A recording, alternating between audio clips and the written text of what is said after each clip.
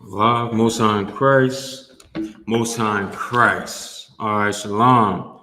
Shalom. Y'all by Shemal Shabrakatah. Y'all Shamar Atham by Shemal Shah to all the brothers and sisters out there listening. You know what I mean? This is Priest and Officer of 500 Mathumyat. You know what I'm saying? And joined with Officer Ibad, of Officer of 1,000.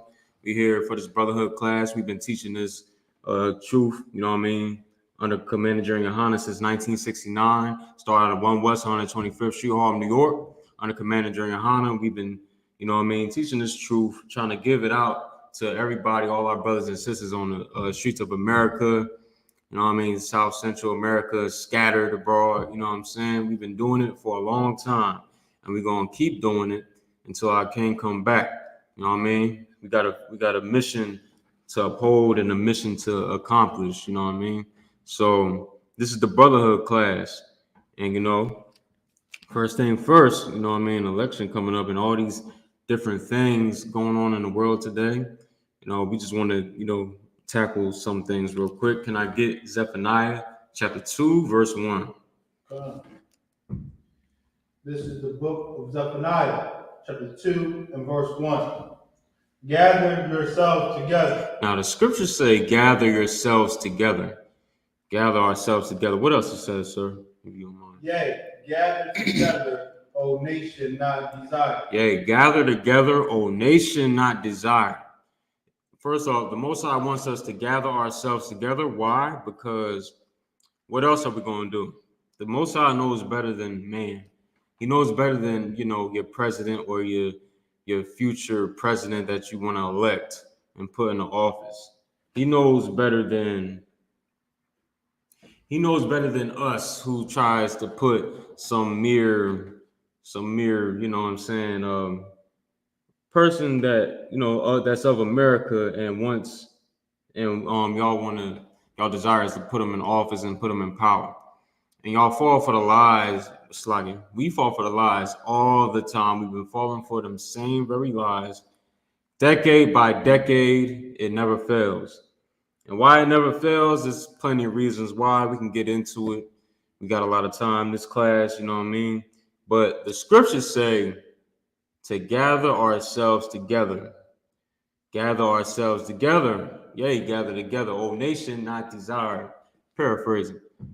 And it says we're a nation not desired. Why? It's evident if you just go outside your door every day.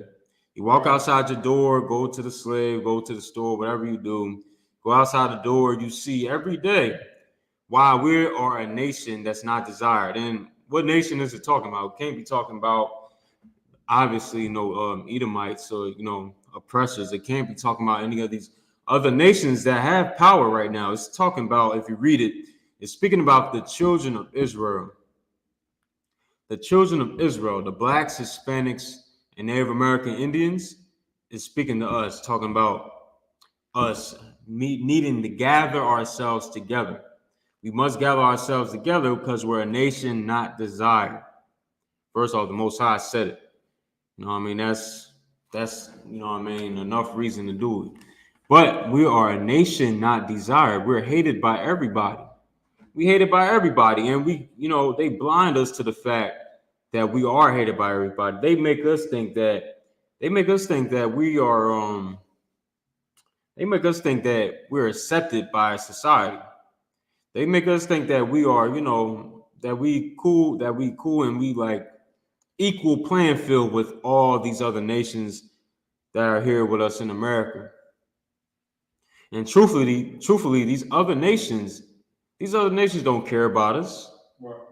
They don't care about us. They don't, and the evidence shows, they don't hire us in any of their businesses, any endeavors that they might have. They don't have us a part of it.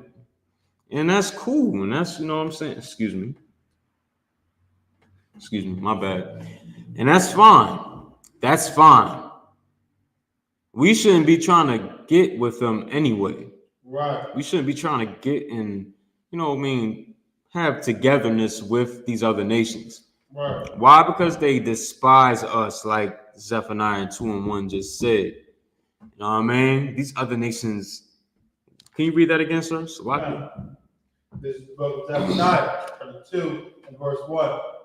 Gather yourselves together, yea, gather together, O nation not desired. We're a nation not desired. You know what I mean? Only thing that these other nations desire of us is to be, you know what I mean, utterly destroyed. And that's what we are today. We are utterly destroyed. Any nation, any people that is just living, you know, just living in another man's land, working for them 7 days a week sometime, some of us, right?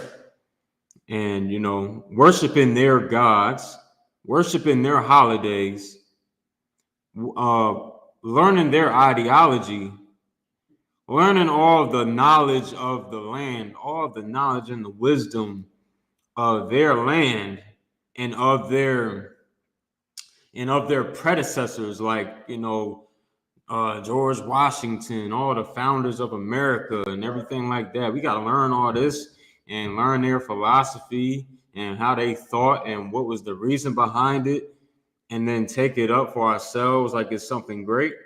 Any nation, any people that has to go through that are slaves, are slaves and bondmen and bondwomen. You know what I mean? We have to come to the realization this country is not for us.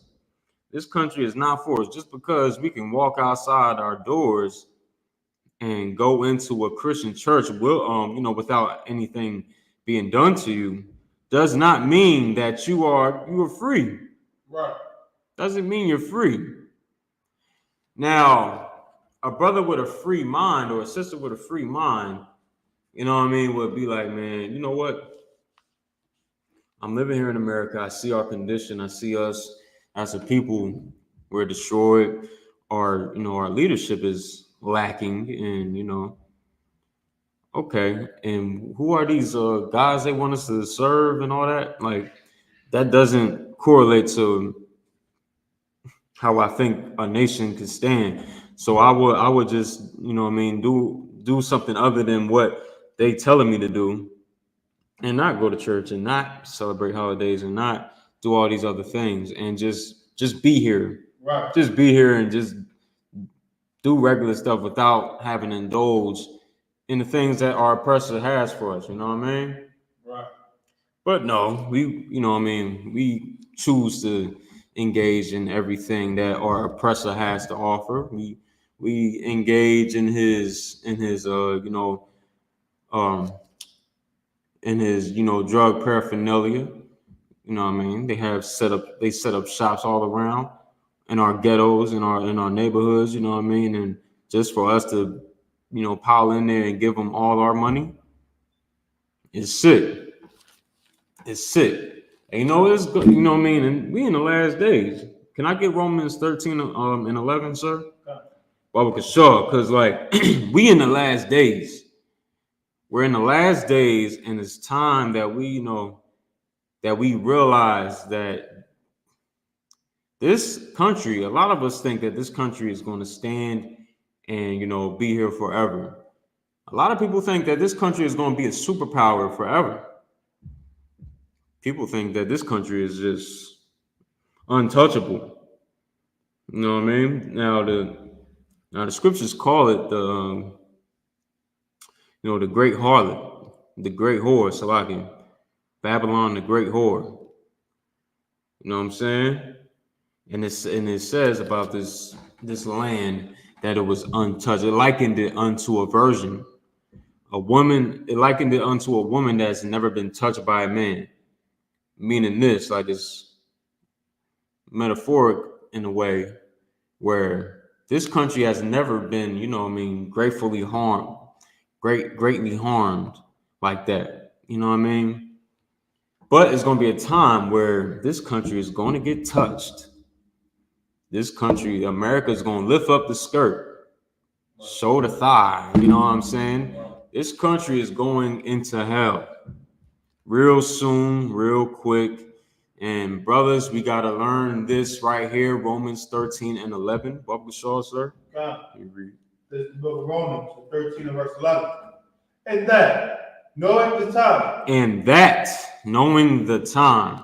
the time that we are in right now, what I was just speaking about, all the wars and rumors of wars going on, all the election taking place, the civil unrest that's about to take place here in America. Right. Come on, man. It says, and that knowing the time, go ahead, sir. That now it is high time to awake out of sleep. That now it is high time to awake out of sleep. We're in a deep slumber here in America. As a nation, we don't have no sense of morality. We don't have any sense. Can I get DJ Envy, sir? DJ Envy and his daughter. I don't know if it's a video one or what on YouTube or whatever. I don't know. But I just want to talk about it briefly. Yeah, so you know what I mean? All these different things, you know what I mean?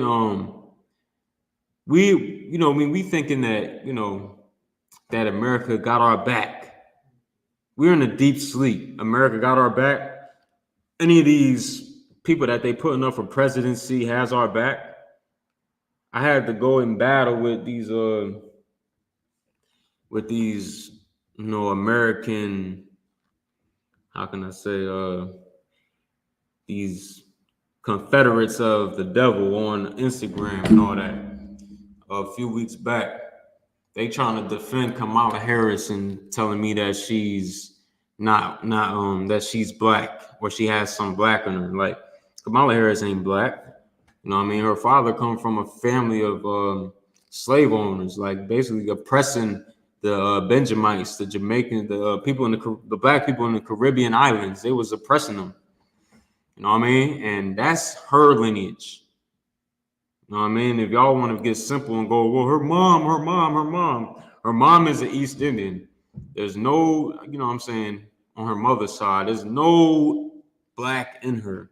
You know what I'm saying? That's part of the brainwashing that we have as a people when it comes to these, things like, election, time for the election and everything like that. That's one of the things we are rarely falling asleep on. Alexa, stop. So that's one of the things that we really are, falling victim to. It says, in that knowing the time, that it is high time to awake out of sleep. Paraphrase. We got to wake out of sleep. Because, the longer we sleep, the longer we're going to get destroyed. It's going to get worse and worse. I think Kamala Harris is for you when she's really trying to get rid of all our babies. She's trying to make you feel like, okay, you got some freedom over your body. You know what I mean? Black woman, you got a freedom over your body. But I'm going to open these clinics up. I'm making it more accessible to you for you to go ahead and unalive your babies and everything like that. A mass genocide, if you will. We was just talking about it last night. What was it called? Ma'afa, I think General Hazayun brought it out. Ma'afa 21. You know what I'm saying? Like, they've been planning this. This is decades on top of decades on top of decades of research and for us to be destroyed. For us to be destroyed by the way of unaliving our babies, abortion clinics. What was the eugenics movement? You know what I'm saying? It's been like all this time past where they've been planning on our destruction. They've been planning on destruction for a long time, you know what I mean? And that's one of the ways right there. You know what I'm saying? DJ Envy thing. I'm trying to find a original video, but I got ain't no sweat, sir. You know what I mean? I got Captain Zarya playing, talking about. I don't mind that one either. Okay. I don't mind that one either. Yeah, one of the things that we was talking about last night was that the Ma'afa movement. You know what I'm saying? And they used our leadership to really get to us. They used our leadership. That's, you know what I mean? Your Martin Luther Kings, you know what I mean? Thank him. They got to him, and he was working hand in hand in that whole thing, the eugenics movement. Y'all look it up. You know what I'm saying? He was with it. That's why we got to stop, because just like how we sleep now, we would sleep back then, thinking that he was going to have us be one with America. We was gonna be solid with America. We was gonna have solidarity in America, and we was gonna be one with America and equal to all these other nations here in America. It was like white people here in America, and that was far from the truth. He realized that later on and admitted it later on, closer to his to his to his death. You know what I mean? But like, that's one of the things that why the scripture says, and that knowing the time, that now it is high time to awake out of sleep. We got to wake out of sleep, because what this sleep is doing to us is killing us slowly. It's killing us slowly, man. You know what I mean? One of the other things is that, we celebrating the Halloween. We celebrating all these other holidays. This is like the fun side of the year, the fun part of the year. This is the season where it's like we have fun in this time of the year, because all these so-called holidays, you know what I mean? All these so-called holidays that's coming up, and we wanna indulge in it. We want to celebrate it. We want to be a part of it. You know what I mean? We want to be a part of it. You don't even know in your history. We celebrated our own high holy days. That's where the word holiday come from. The Lord calls them high holy days. You know what I'm saying? We had our own days that we observed. You know what I'm saying? That was kept holy unto the Most High, that He wanted us to observe. You know what I mean? And it was righteous that we observed. We kept these days, and in doing so, we had other nations come up against us because we doing our own thing, and they want to conquer us and destroy us for it. You know what I mean? But as a conquered, weak, let me say it different. As a people that's okay with being under the oppressor's boot, you will go ahead and just be fine with celebrating Christmas. You'll be fine with Halloween. You'll be fine with all these holidays they have to offer you. But as a man with integrity, that understand that we are not to be slave-minded people here in America. The time for slavery is up. I don't know if you realized it, but of course, we think that we're not in slavery. My bad. My fault. We don't think we're in slavery no more, because we can clock in and we can drive a car to different states or whatever have you. You know what I'm saying? Like we think we can be free because we can have the luxury of doing certain things like that. We can buy a home, and you know what I'm saying, and don't think we slaves because we can pay rent for a house or whatever. You know what I mean? They oppressing us here. Like we barely staying afloat in America. You know what I mean? As a nation, we could barely have thriving businesses here. Our children, we have to every last one of us. I bet we went out and brought our children outside and knocked on strangers' doors to get candy, right, with pins and with tacks in it and all that. You know what I'm saying? With sharp objects in the damn candy. I bet you did that. I bet you was welcoming your daughter, your son and your daughter to go ahead and knock on strangers' doors and have them open to danger. I bet we did that though. You know what I mean? We are really sleep in this country. Like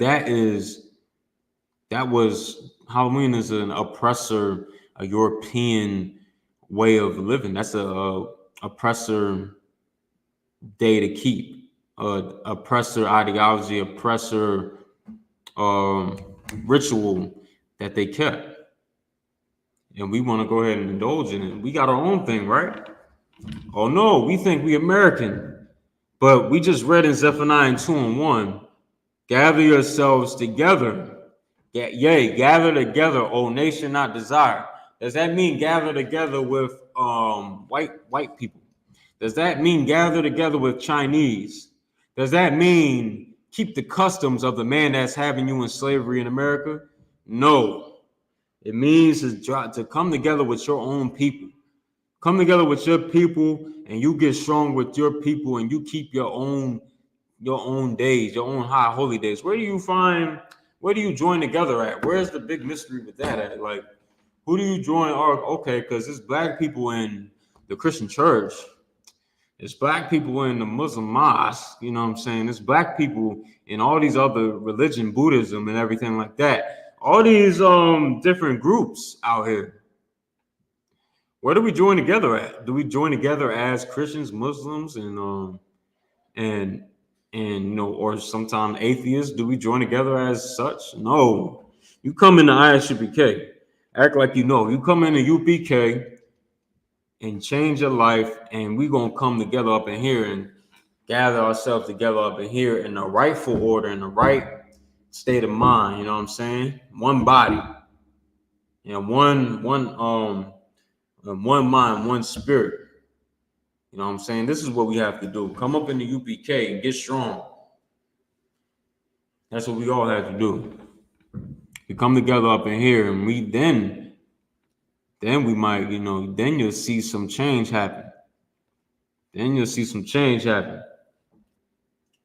So it was hard to find that video. I'm playing a video. I can't play a short, but I can play a video. I think this is one of the videos.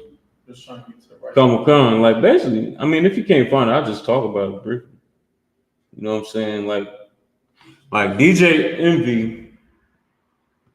So we get basically like DJ Envy basically just recently he had his daughter dressed up as Lil Kim.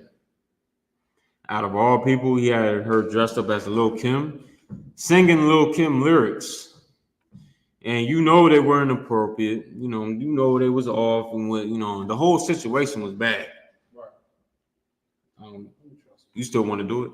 You got it. I'll try to find it. Okay, come. Like, yeah. Oh, that looked like it right there. That's it. I don't know if we're gonna put the volume on that joint too. Shall I proceed? Can they see it? Dumbass. Swat. Dumbass. You guys just saw the snippet of that video. I'm going to continue to allow the video to play, but the audio will be muted. DJ Envy, yo. Oh my gosh, bro. DJ Envy, man. Why are we not canceling DJ Envy? Why is DJ Envy still, you know, he's still, you know, nobody really comes at him like that. Nobody really came at him for real, like how the UPK coming at him. For real. Like, why isn't he getting flamed up right now? Like, he should be getting, you know, basically, he should be getting dealt with, basically, for real. Not physically, we ain't nothing, had no harm to him or nothing like that, physical harm. But damn, y'all seen that? You know what I'm saying? Y'all seen? Oh, you was trying to play it? Come. Yeah, she's about to do the whole video. And they can see it? They can see it now, yeah. What's on Chris? But I want y'all to go ahead and watch this. He wrote Happy Halloween. Is this in the way? We love at Little Kim. No. Is that Lil Kim on the phone? Yeah, she's about to do the whole video.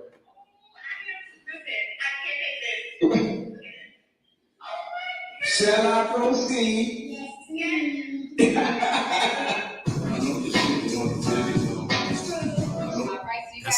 That's it. That's it. Yo, DJ Envy is the biggest cornball I ever seen, bro. Like, how you gonna have your daughter up there? She's 8 years old. She's 8 years old, and you gonna have her in what? Wait, can you play that? Wait, can you play it so I can see what she had? Like some what, one piece on or something like that. Salakia, Israel, Salakia. I just want to see something real fast. My bad. Guys, just this snippet. I can't play the whole thing because of music copyright. But I want y'all to go ahead and watch this. He wrote Happy Halloween. We love at Little Kim. Oh my God. Are you guys doing the video? She's about to do the whole video. Oh, I am stupid. I can't take this. Shall I proceed? Can I get the wisdom of this world is foolishness with most. Yo. All right. Now, DJ Envy, man, he thought that was cool. He thought he was, I don't know what he thought in his mind. I don't know what the hell was going through his head. Like, we was talking about it yesterday. He might have got paid for it. You know what I'm saying? He might have got paid for it and took that money and put his own daughter out there on the forefront like that. Training her to be a whore. Right. You training her to be a slut. You training her to be a disgusting, vile thing before the Lord. Like it's something that we ain't supposed to do. But you know what I mean, you putting her out there in the forefront, you know what I mean, in that disgusting wardrobe. And you welcoming, like we was talking about yesterday, you welcoming pedophilia. You welcoming all the disgusting creeps out there to come and, you know, hunt your daughter. Or to come hunt girls like your little young sisters like your daughter. Right. And you the reason why we can't, like, I don't know why, brother, I get it, but like, brothers are not to be looking up to these celebrities, these people with money, so-called people in the limelight, like DJ Envy, so-called in the limelight, as there's something special, because they'll do things like this for what? Some money. The scriptures say, Most High says, for the love of money is the root of all evil. And that's the proof right there. That's the proof. For what is it? 1 Timothy 6 and what, 10 or whatever? It's like not whatever, but like I believe that's what it is. 1 Timothy 6 and 10. Yeah, it's like 1 Timothy 6 and 10 says, for the love of money is the root of all evil. And that is like, that's the truth. That's the truth. Because of things like this, like that we just seen on the TV screen. He might have got paid. He might have, you know what I mean? Why else would you want to do it unless you just, they all disgusting anyway, you know what I mean? Not just Diddy, not just all them, you know, other cats, you know what I mean? It's damn near everybody. Right. And they about to expose every damn, the white man through with them, basically, you know what I mean? So he just going to start exposing all them cats, you know what I mean? Like the scriptures say, for the love of money is the root of all evil. If he did that for a bag, God damn, what would you allow yourself to go through for a bag? You would put your daughter out there? Your daughter is supposed to be something very dear to your heart, something precious. You know what I'm saying? Something really precious to you. That you know what I'm saying? The scriptures, our daughters is like worth lots of money. You raise them up to be something special. Right. You know what I mean?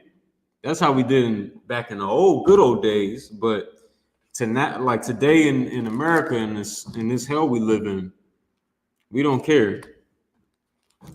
We'll put them in bikinis and all that in front of the camera so everybody can see. So everybody, including the child abusers, including the you know what I mean, the pedophiles out there, the one that come and, you know, hunt your daughter. That's not what we're supposed to do. And that's for what? Halloween? This is what Halloween produces right here. That's what Halloween produces, and we want to be fine and okay with it, right? Y'all look at Halloween like it's no harm done. It's no harm in it. We just going out and getting candy and everything like that. Bad enough they poison the candy. Bad enough you knocking on strangers' doors. You knocking on strangers' doors. You don't know what can happen. You and the child can get kidnapped. You don't know what can happen.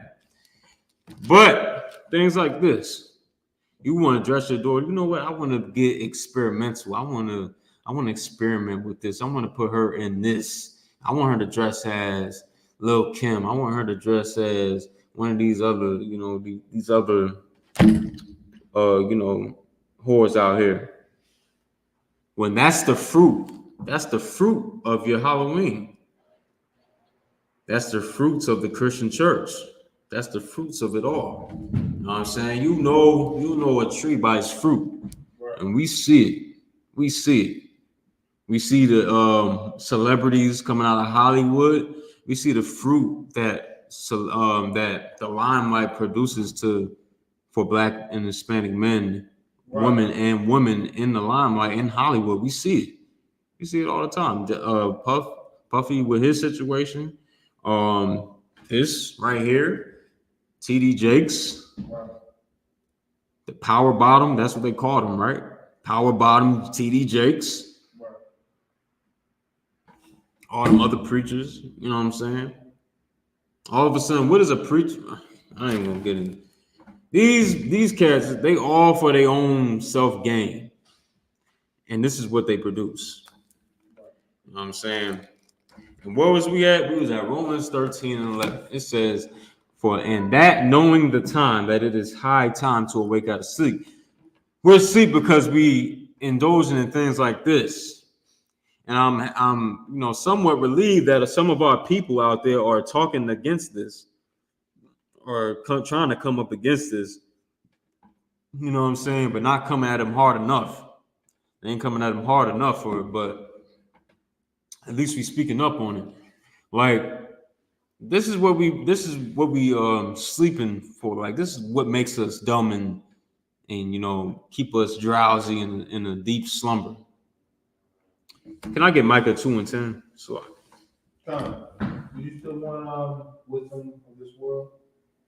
Con, sir. Actually, yeah, I can get that one before that one. This is the book of 1 Corinthians, chapter 3, verse 19. For the wisdom of this world is foolishness with God. For the wisdom of this world. What is this world we in? America. This age and society we in, called America. The wisdom of this world is what? The wisdom of this world is foolishness with God. It's foolishness with the Most High.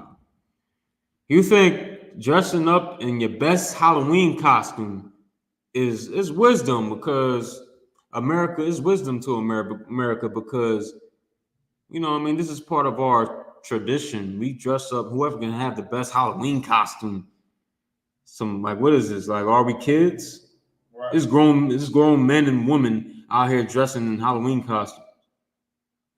Now, that's wisdom to them because it's Halloween and who can do the best? Who can show out the best? Quote unquote, right? You know what I mean? Who can do the Halloween? Who can do Halloween the best? Who can do dressing up the best? You know what I mean? We grown ups here, right? You know what I'm saying? But the wisdom of this world is foolishness with the Most High. Keeping all these things that America thinks is wise is foolishness with the Most High. That's why he destroys places like Sodom and Gomorrah, because what was wise in Sodom and Gomorrah was the sodomy and the pedophilia, all the disgusting sexual lust of Sodom and Gomorrah was the wisdom of that land, and it got destroyed. America has a lot of so-called wisdom, that we keep here in America as a people, and America, best believe, is going to get destroyed. Right. Worse than Sodom and Gomorrah. Can I get Micah 2 and 10, sir? No. This is the book of Micah, chapter 2, and verse 10. Arise ye and depart. Arise ye and depart. Now, does that mean we got to go ahead and go to Israel somewhere? Does that mean we have to go to Ghana, get citizenship in Ghana? Does that mean that? No. It means to separate your mind from America. Right. That's what we've been trying to get to this whole class. Like, separate your spirit from America. Separate your aspirations from the wisdom of this world called America. Can you hold that, sir, Baba Kishore? And can I get 1 John 2 and 15, Baba Kishore? Because what we doing in here in this land is it's off. It's nonsense what we doing here, man. We gotta realize it's a better way. You got it, sir? This is the book of 1 John, chapter 2 and verse 15. Love not the world, The scriptures say, love not the world. Love not the world. And what do? We love the world every single day. We wake up loving the world. We wake up loving the white man and his ways. We love everything about America. We love the people, the other people that's over top of us. You know what I mean? You wouldn't dare speak up against the people that's oppressing your people. You know what I mean? This is what we do. We wake up loving the people that hate us. Which is why which is why the Most High said to separate from them, man. Right. We're gonna get to that too. You know what I mean? We wake up loving these other nations, and that's loving the world, because you're gonna love these nations, you're gonna love the way they live and the way they culture is. You're gonna give up your culture for their culture. And that's what we do today, because we celebrating all these holidays. Christian, I can't say it enough. We celebrating all these holidays coming from European Greco-Roman culture. You know what I'm saying? Going all the way back, damn near actually to Egypt, ancient Egypt. All these holidays, mostly for the most part. Babylonian customs, for the most part. Is this black culture that we doing? Like, excuse me, like we black people here, right? Like, aren't we supposed to have some pride about what we do? Oh no, oh my bad. No, the Christian church says you can join hand in hand with your enemy. My fault.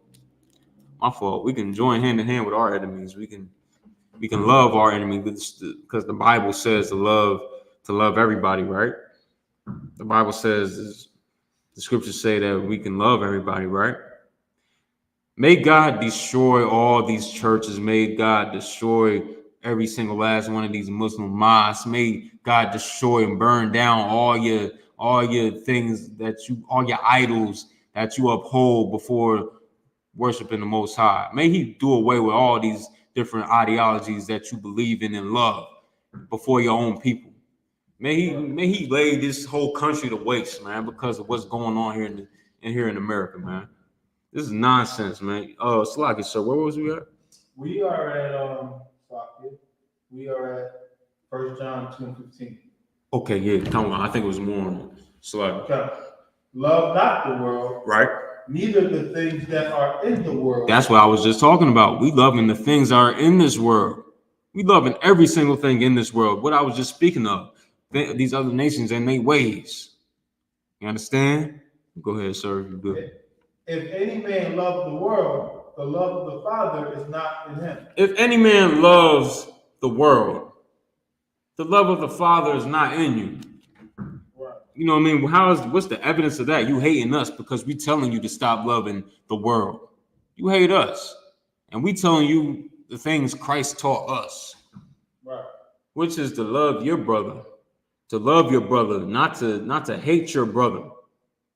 Not to despise your brother, but you doing that. You doing exactly that because you learning from your Christian church and you learning from Islam. And that's going to that only teaches you to love them, to praise and uphold them, and hate your brother. I see it every day. And none but Muslims selling drugs to their own people. Like, I can get into that a little later. But we can go back to the scripture I had before that was Micah 2:10. Then I'm gonna get into these brotherhood scriptures real fast. This is the book of Micah 2 and verse 10. Arise ye and depart. Arise ye and depart. We understand that. I broke that down. Go ahead, sir. For this is not your rest.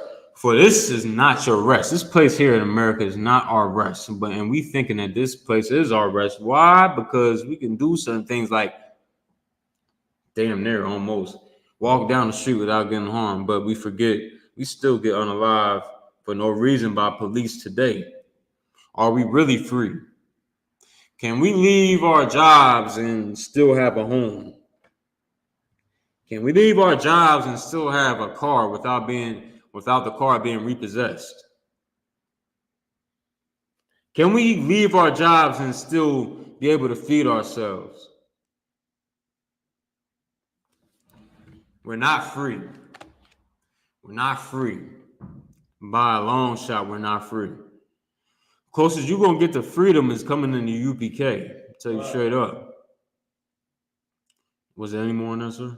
Because it is polluted. This place is polluted with all the disgusting holidays that we getting ready to celebrate. When are we gonna do away with these holidays? We do away with stupid things, you know. Well, some of it ain't stupid, but like we have our minds wrapped up in all these other nonsense, all these other things that doesn't really hold weight to our real existence here in America. But we don't want to really pay attention to what is needed in our communities. We don't want to pay attention to that. We want to pay attention to all the drama and the gossip and on these reality shows. We want to keep up with that, but we don't want to actually do things that needs to happen. We don't want to actually have things put in place for us to really have steps to getting free, to walk in the steps of getting free. We don't want to do that, but we want to uphold these holidays though, because we feel like it's fun. We want to have these different things set up. We want to put up a Christmas tree in our homes because we feel like that's the way to go. We've been doing it our whole life. We've been raised up on it. It's fun. It lights up the house. You know what I'm saying? That's why you hear every year about these houses getting caught on fire. The Lord is not with you in that Christmas, man. Right. He ain't with none of these holidays, man. That's why we get unalived by the masses every Halloween. What just happened in Orlando, Florida? Right. The Lord is not with us in these holidays. He's not going to be with us in our wickedness, man. That's why we have to change. Was that it on that, sir? A little bit more. Okay, come. It shall destroy you even with a sword destruction. It shall destroy us even with a sword destruction. Like I was just talking about how Orlando, Florida, it was a mass shooting in Orlando, Florida, Salakia, and we was celebrating Halloween.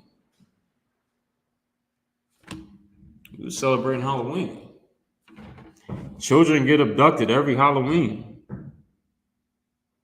We about to celebrate Thanksgiving. You know what I'm saying? We're about to celebrate Thanksgiving. And you don't even know that it's history about white people destroying our brothers in the North American Indian, in the Seminole Indian. You know what I mean? We don't even know that. Right. But we want to celebrate it, have a feast based on our brothers being mass genocide. Right. It's all the way off. It's wrong. It's dead wrong for us to do these things. Was that it, sir? Mm-hmm. Can I get Leviticus 20 and 26? Then I'm going to get into these brotherhood scriptures. You know what I'm saying? You know what I mean? Actually, we can get into what time is it? It is 7:44. Now you can get it on Leviticus 20 and 26. This is the book of Leviticus, chapter 20 and verse 26. And ye shall be holy unto me. And ye shall be holy unto me. Who is the ye? This whole book is talking to the Israelites. Right. We already know that. This whole Bible, the Holy Bible, right here, that's in your grandmama's house right now, collecting all the dust bunnies. It hasn't been opened up ever since she bought the Bible. In that same very Bible, this whole Bible is talking about our greatness, the glory that the Most High gives us in us obeying His laws, statutes, and commandments. It's also our destruction in this Bible. It's also our prophecies of the curses that we would withstand, in this Bible, like the transatlantic slave trade, like the mass genocide of the North American Indian. Is all in this Bible. Right. You know what I mean? History in the Bible, like how our brothers in the northern kingdom, they fled the Assyrian captivity they was in and came across the seas to flee from it, to flee from that captivity and come here to the Americas, and them being the first people here in America, the North American Indian, the Ephraimites, all them, you know what I mean, all the Northern Kingdom. You know what I'm saying? Right. Puerto Ricans, Dominicans, North American Indians, Seminole Indians, they fled that captivity, came here, and they being the first people here, and that's in the Bible. This Bible is the greatest record to ever been made, to ever been presented to us on the planet, to anybody on the planet. These are our records. You know what I'm saying? I'm humbled by it. That the Lord will allow me to understand these things, man. You can learn too. Just keep coming into class and listening to what we what we bringing out in these classes. Now, it says what, sir, in Leviticus 20 and 26. Come. And ye, this book of Leviticus 20 verse 26. Right. And ye shall be holy unto me, for I, the Lord, am holy. And ye shall be holy unto me. The word holy means separate. You know what I mean? It says holy unto me, and what? For I, the Lord, am holy. For I, the Lord, am holy. We're supposed to be holy unto the Lord. Meaning we're not supposed to be a part of anything else other than being with the Lord. But we doing the exact opposite. Forget about it. We doing the exact opposite in America. Go ahead and read, sir. And have severed you from other people. And he severed us from these other people. He severed us from these other people, man. Like, you know what I mean? I take a sword and I cut my ligaments off, my arm off. It'll be separated from the rest of my arm. You know, my forearm will be separated from the rest of my arm. He did that with us and these other nations. Right. That's what he did to us and these other nations. We have to understand that. And us trying to be with these other nations is unnatural. Because why? The Lord doesn't want us with these other nations. He doesn't desire us to be with these other nations. Nations meaning races of people. Are we supposed to be mixed with these other races? No. We supposed to be coming together. We supposed to be doing our thing. We supposed to be up in here serving the Lord. You know what I mean? Our God. We supposed to be keeping these high holy days, man. The Sabbath, the Passover, the big boy, the Passover. You know what I'm saying? All these, even these other days, these days of observance. You know what I mean? The day of it's like the Feast of Tabernacles, the Hanukkah. All these other days, man, we supposed to keep for ourselves. Right. As a nation. Right. But we doing the exact opposite. We so destroyed. We don't know we had these days. We don't know we had the Feast of Dedication. We don't know we had the Feast of Purim. Christ celebrated these days. We don't know that though either.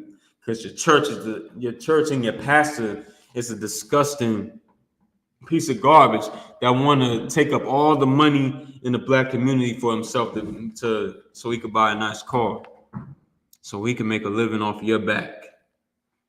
The poor, giving him all they have. You know what I'm saying? Right. And don't give them anything in return at all. This is what we must do. It said, what was that last part, sir? Come. And have severed you from other people. And have severed us from other people. He severed us from other people. Is there any questions online, sir? No. Okay, no sweat. Any comments or anything? Just so. Just okay. Come. Yeah, so that's what we must do, man. We must realize the Lord separated us from these other nations, from these other people. And you trying to fight against it is against the will of the Lord. Right. That's why we get destroyed every time. You know what I'm saying? You know what I mean? And when we do that, we don't, in the results of us trying to not do what the Lord says and being separate from these other nations, we give our love to these other nations. We look at them and we put them on a higher pedestal than your own brother. Can I get 1 John 4 and 20? Probably so. Because what we do is we put them on a pedestal that they shouldn't be, where they should not be at all. They shouldn't be on no pedestal. They should be spiritually in the damn dirt to you. You know what I'm saying? They shouldn't be looked at as anything special to you. But we have them on a pedestal. We look up to them.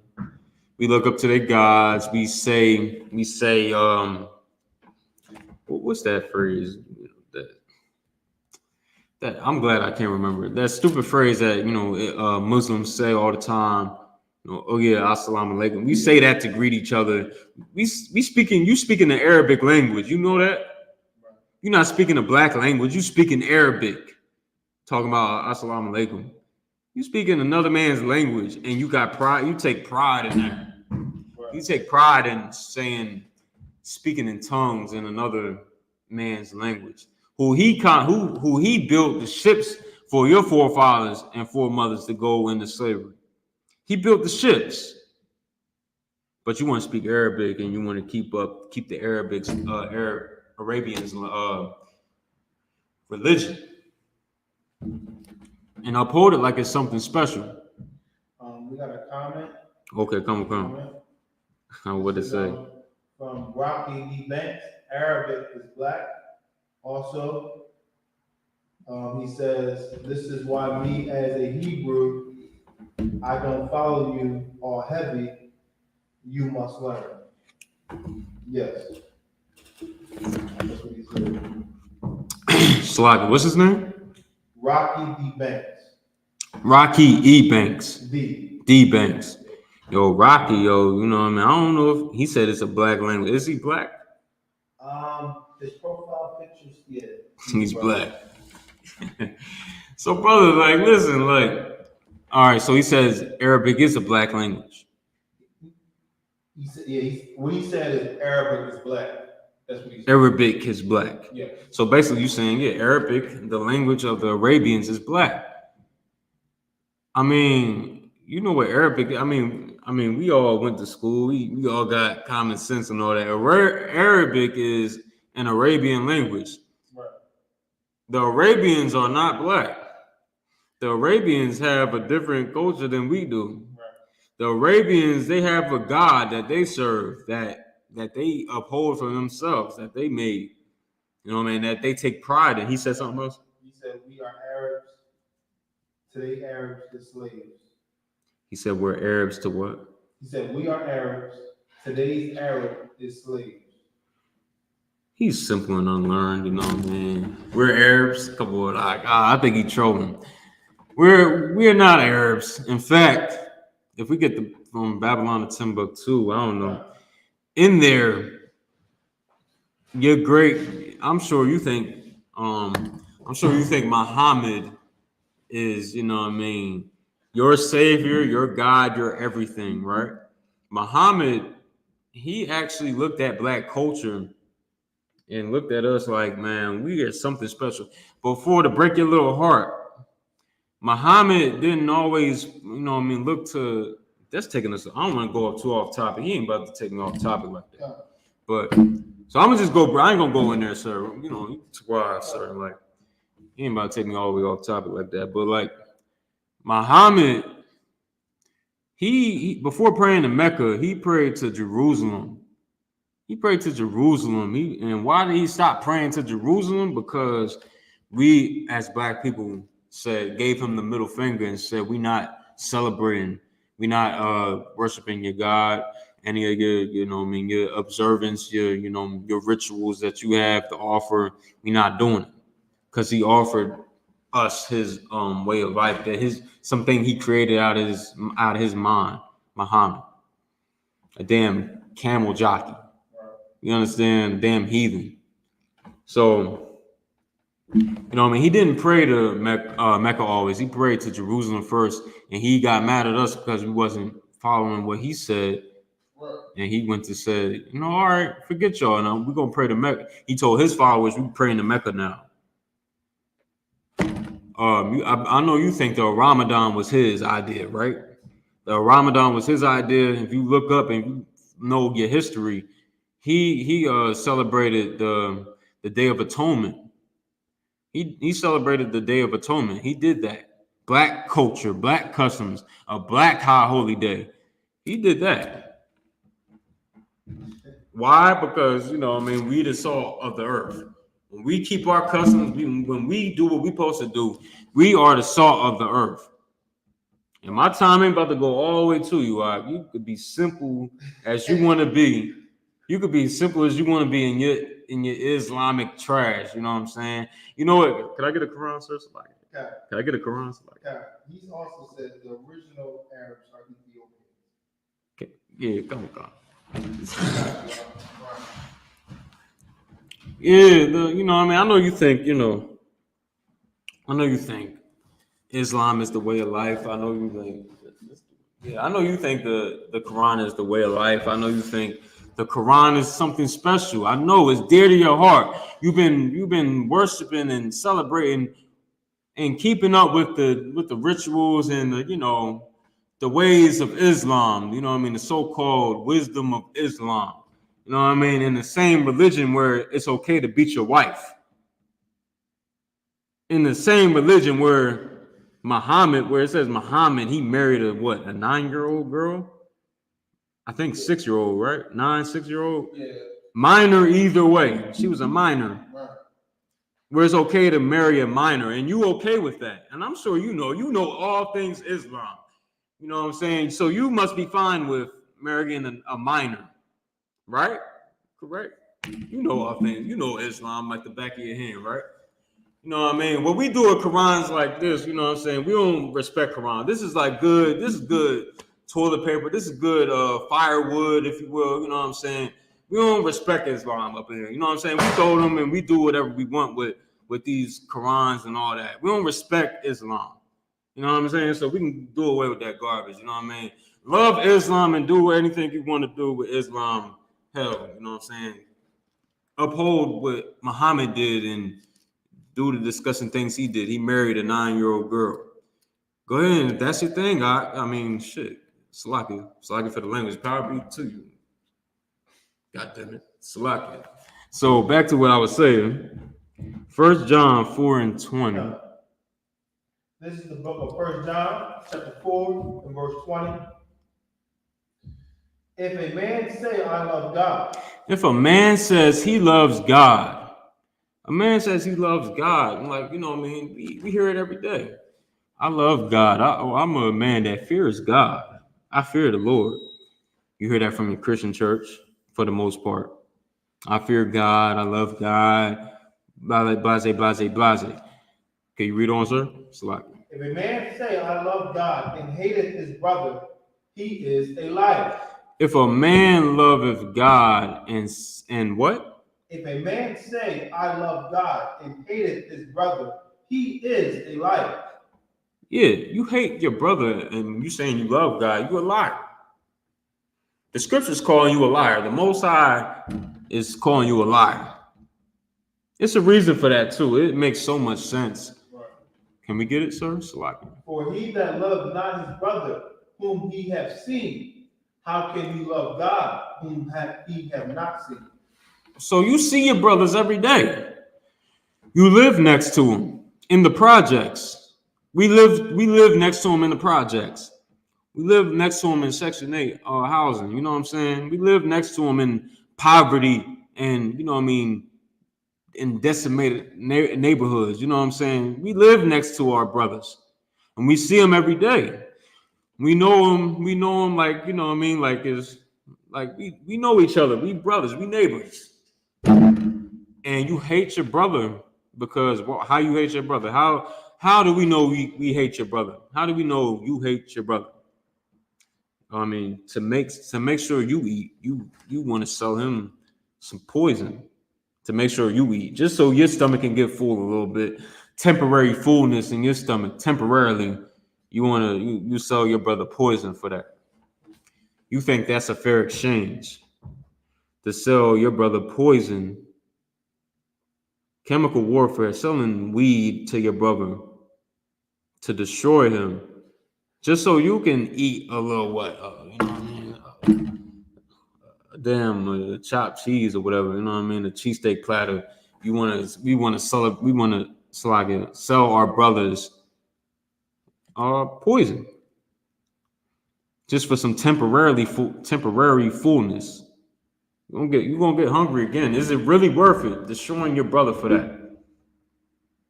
That's one way you hate your brother. What's another way? What's another way? You selling the same poison to his kids. Right. You hate your brother. You look down on him. Any homeless brother out there struggling, you be like, man, you talking like the white man. You like, man, you need to pick yourself up by the bootstrap. Why you ain't giving? There's plenty of things you could do out here. This America, you can go ahead and you get in this program. Like, damn, like $1 is gonna hurt your pockets that much. Like $1 is gonna really put a dent in you that bad. Like, you can't spare nothing to a brother that has nothing. What are you jealous of? Right. What are you jealous of? Him like just getting free money all the time? Like, what's the problem? What's the real issue? Right. What are you jealous of him about? Give up your spare change that you have in the car to him, man. What the hell, man? Go in the shop right and give him a box of pineapple slices or something. Like, damn. Right. Do something. Like, damn. What's the problem with that? What's wrong with that? But no, you love God. That's what you proclaim. That's what you say. You claim you love God, but you hate your brother. Go ahead, sir. Comment. Oh no, it's the wild, sir. Read it again. Concept. I mean, from the middle, if you could. This is the book of 1 John 4 verse 20. For he that loveth not his brother, whom he hath seen, how can he love God, whom he hath not seen? How can you love God, whom he have not seen? Because you love God, but you hate your brother. But how can you love God? You never seen the Most High, but you hate your brothers who you see every day. You see your brothers every day, and you hate them because of the things I just described, the things I just painted out on the picture for you. You know what I'm saying? Through the grace and mercy of the Lord. You know what I mean? How can you love the Most High when you're doing these things to your own brothers? It's impossible. It's impossible, man. You ain't never seen the Most High, but you hate your brother, but you love the Most High. Though. The scriptures call you a liar for that, man. The scriptures call you a liar. And another thing, right? Another thing, can I get John 13 and 34? If I could, select 25, 40, select.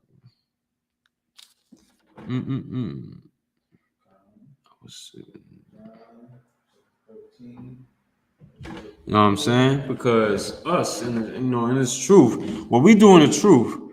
In the I.S.U.P.K, you come up in here, brotherhood is, we hold it at a high standard, man. We hold it at a high standard. You know what I mean? We don't want to, the last thing we want to do is hurt a brother, is hurt our brothers and have our brothers having, like, have a reason to look at us like, why you do that? You know what I'm saying? Like, we hold it at a high standard up in here. You know what I mean? Brotherhood is something that is bedrock in the UPK. You know what I'm saying? And let me see. Slack. Yeah, Slack, sir. If you got it, you go ahead. This is the book of John, 13 and verse 34. A new commandment I give unto you. A new commandment Christ gives unto us. This is Christ speaking. It's written in red, right, sir? It's written in red. This is Christ. And he said, a new commandment I give unto you. Go ahead, sir. That ye love one another. That ye love one another. That ye love one another. And that's the total, complete opposite of what we are doing in America today. That is not what we're not doing that as a mass majority of us here in America, man. At all. How I know that? Because I see us unaliving each other on a daily basis. I see us gunning each other down. I see your favorite pastor, I see your favorite preacher, your favorite reverend teaching lies about the Bible and we loving it. You know what I'm saying? Every day. It was some pastor named let me see. Some pastor named Jamal Bryant. If you can, Bible Control, sir, if you could put this video up, this dude named Jamal Bryant said, okay, yeah, so 85% of Jesus' life, look up 80%, 85% of Jesus' life, Jamal Bryant, if you could. I don't know if you could get that up on YouTube, but like, and I heard some other day, these preachers are getting real vile with their words about the Bible. I really don't even want to, real. It was so terrible. It was so disgusting. Sir? Okay, come, like, but this one preacher, Jamal Bryant, he said some, some things that can bring people's attention about the Bible. You know what I'm saying? He says some things, man. And they do this on a daily basis. They do this on a daily basis. They speak lies about the Bible, speak lies about the Most High. They try to sodomize the Bible for whatever reason. They try to sodomize the Bible. What are you doing when it has all these scriptures in here talking about sodomy is, is off, basically, paraphrasing. Like, let me see, sir. Let me see. Let me see. Maybe you could try it. This don't look like the one I had, but we could try it. Like, does he have it playing in the video? Pastors like Jamal Bryant keep saying stuff that should never be said. Pause. Can you pause it? Is there a way you could look through the line and see if he goes to the video? Oh, okay. Because he might be. Keep doing that. Because I think it will. Let me see. Right there. Come on, sir. Might I suggest to you that can they see it, sir? 85% of Jesus' life, he was out of order.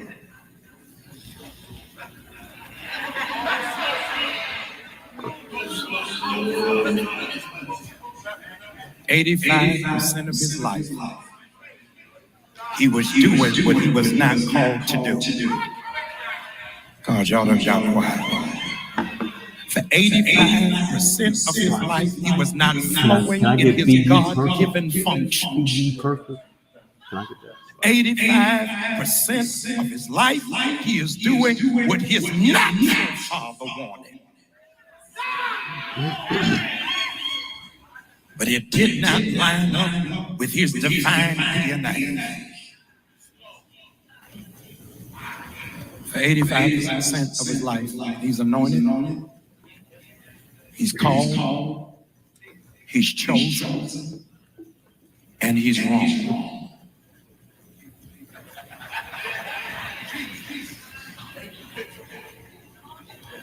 Tonight, you should get on the charter a KLM flight. 2 of them, 3 of them. And hoarded everybody who's in chosen vessel tonight onto that plane.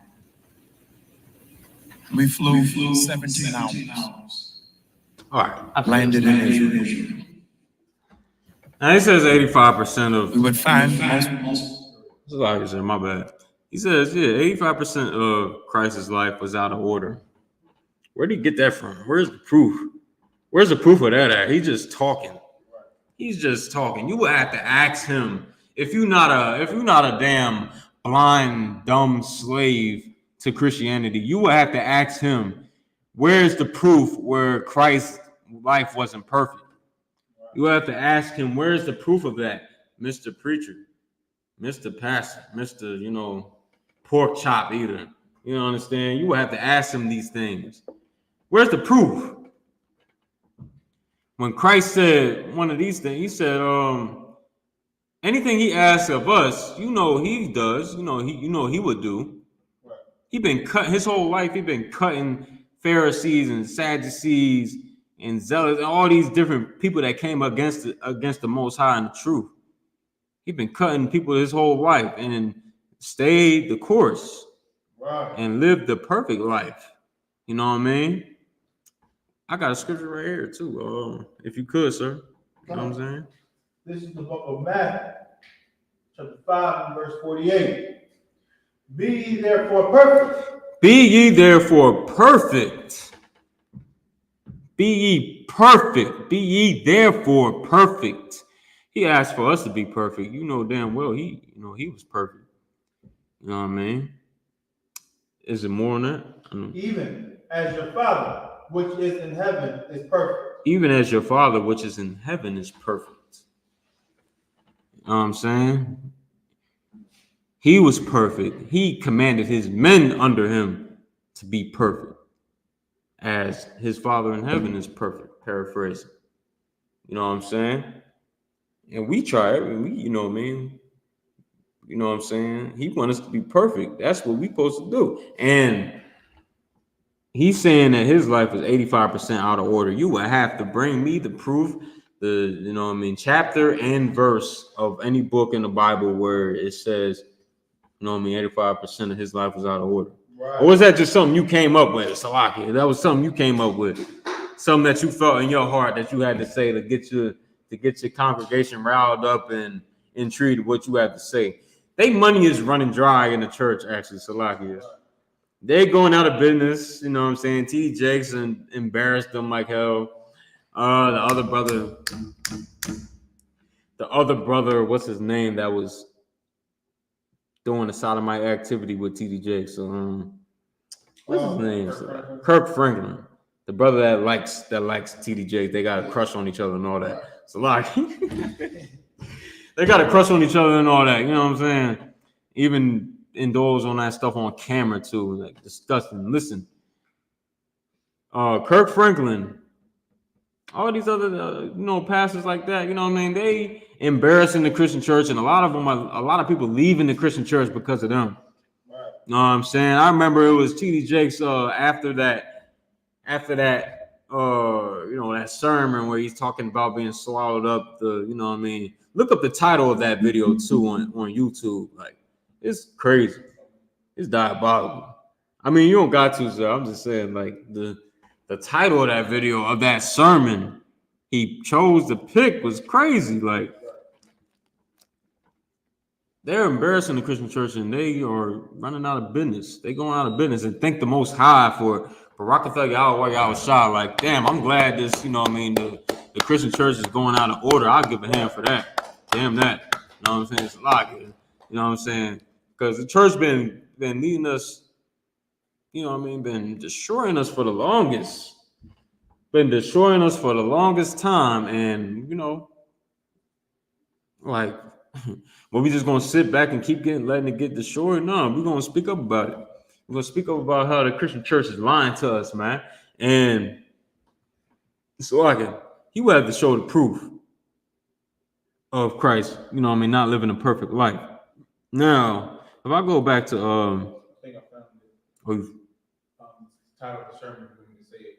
Oh, okay, you can do it. Okay, No, ain't no story.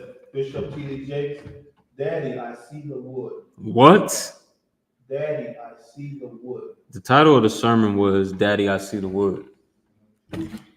Why would you come up with a name like that for your sermon? And then in the sermon, in the sermon, you talking about being swallowed up. Have you ever been? You know what I'm saying? Like, come on, bro. Come on, bro. He got to get out of here. He need to be exiled for real. For real though. He chirping, bro. Like, he gotta go. He gotta go. And his boyfriends and all that, they gotta go. His boyfriends got to go. Everybody has to go. You know what I'm saying? Shoot. They got a time too. They got a time that ahead of them too. That's not nice. They got a time, bro. They got a day that's not pretty for them. What? For real. Now, where was we at? John 13:34. I was at before that, before Matthew 4:5-48, we was at fast Matthew 5:48, but before that we was at John 13 and 34. Matthew 5:48. I think that was Be Perfect, right? That was it on that. But like John 13:34, if I could, Bob the Shaw. This is the book of John, 13 and verse 34. A new commandment I give unto you, that ye love one another. And it says a new commandment, but Christ got this from the Old Testament. Right. He got this from the Old Testament. He's just making it plain to us that we must love our brothers. Right. We must love our brothers. We must do it. And love is not something that you just say out your mouth. Talking about I love you, bro. I love you, bro. I got love for you, bro. That's not gonna cut it, because you could say that and then you can go ahead and sleep with his woman. Right. Feel me? You can do that, creep in his crib, sleep with his woman. You can do that, and and you can, abuse his child. Right. You know what I'm saying? You can't just, love is not word. It can't happen in word. Love is an action. Right. It's an action, and you must show it in your actions. You know what I'm saying? It's not just speaking in word. Was there any more on that? That ye love one another as I have loved you. Right. That ye also love one another. Right. Was that by this shall men know that you are my disciple. Was that in there? Let me check the next verse. Oh yeah, 35, right? Okay. So verse 35. By this shall all men know that ye are my disciples, if ye have loved one to another. And this is what we do in the UPK. We have love one to another. We have issues with each other. We pull one another to the side and state what our offense was, what the offense was, and you know what I'm saying, we get it handled if a brother hears you or not. Right. Then if he doesn't, just take him to counsel and get rectified and the whole problem be solved. Right. You know what I mean? But that's what we do in the UPK. We're the Lord's disciples, believe it or not. And the I.S.U.P.K, the men in here, we're Christ's disciples today. Right. Back in the earth. Right. You know what I mean? That's us. And we have to learn to love one another. Because if we, and if we didn't love each other in the UPK, a lot of, us doing that in the UPK, loving one another, a lot of people see like, no, these must be the men of the Lord. These must be men of God right here, because he just did what? He gave all his money out of his pocket to who? He did what? He gave all this money in this bin, in this big bin to who? Some lady in a wheelchair? Some lady in a wheelchair rolling in front of the camp? He did what? Well, yeah, this is you know what I'm saying, Slakia. You know what I mean? Thank the Most High for this truth. Right. You know what I'm saying? Thank the Most High for the truth. Because without this, we will be destroyed. Right. It will be nobody standing up for us as a people. It will be nobody trying to speak for our behalf as Black and Hispanic people and Native American people in America. You know what I mean? By this shall men know that ye are my disciples. I might be paraphrasing that. But yeah, we must do this. We must love one another. This is how Christ called for us to be. The Most High called for us to be. It's a direct order. We must follow it. Can I get Matthew 5:22? 5:22. And this is going off of what I was just talking about. If brothers have a transgression, if brother have a problem with a brother, there's things you can do to rectify the problem. There's things you can do. What do you do? Wait, Salak, you got it, sir? Come on, you can go ahead and read it, sir. This is the book of Matthew, chapter 5, verse 22. But I say unto you, that whosoever is angry with his brother without any cause. If you angry with your brother without a cause, you mad with him, you have some spite towards your brother without a cause. Go ahead. Shall be in danger of the judgment. Shall be in danger of the judgment. There's more to it. Go ahead, sir.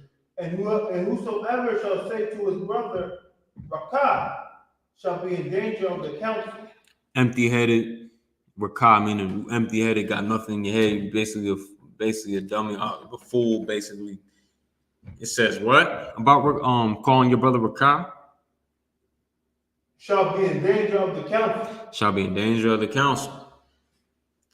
It's more.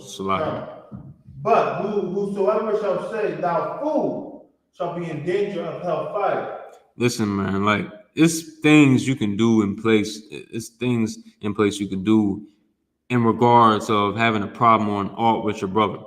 You got an art with your brother, and you go to him and you say what the transgression was to you, like what transgression you felt in your heart. Hey, Salakia, I slack your brother, Salak, wherever the rank may be. I don't know. Salakia, sir, with all due respect, Salakia, I felt like this happened, and I just didn't understand it. I felt like I felt like it was wrong that you did this, and I'm bringing it to your attention now. Salakia, I was offended by this.